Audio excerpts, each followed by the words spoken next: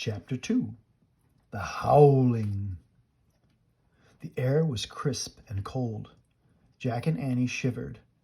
They looked out the window at the dark gray sky. The treehouse was on the ground. There were no trees and no houses, only an endless field of ice and snow. Morgan and the owl were gone. "Read the riddle," said Annie, her teeth chattering.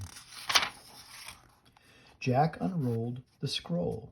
He read, "I cover what's real and hide what's true, but sometimes I bring out the courage in you. What am I?" "I better write it down," said Jack, shivering.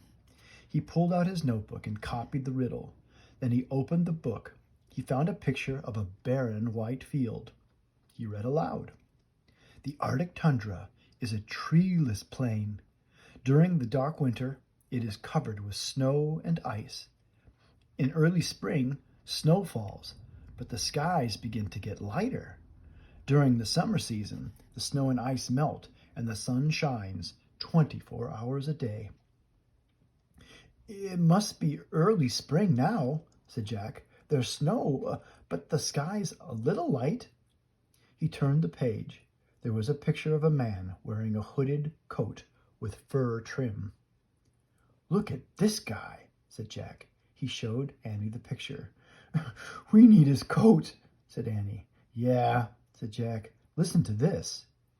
He read aloud, "This seal hunter wears seal skin, clothing to protect him from icy winds.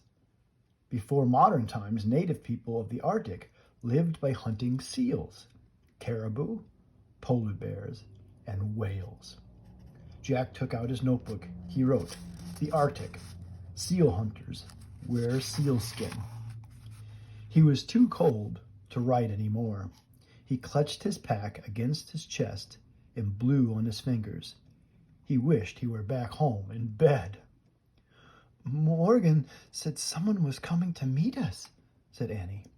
"If they don't come soon, we'll freeze to death," said Jack. "It's getting darker and colder." "Shh! Listen," said Annie. A howling sound came from the distance, then more howling sounds and more. "What's that?" said Jack. They looked out the window. Snow was falling now. It was hard to see. The howling grew louder. It was mixed with yipping and yelping noises.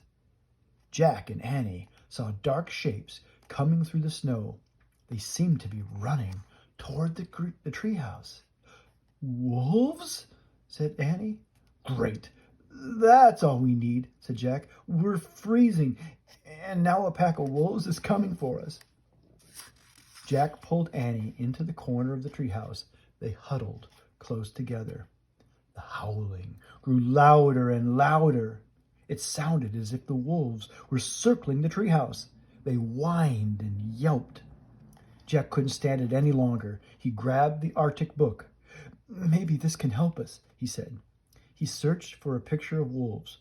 "Oh, hi," Annie said. Jack looked up. He caught his breath.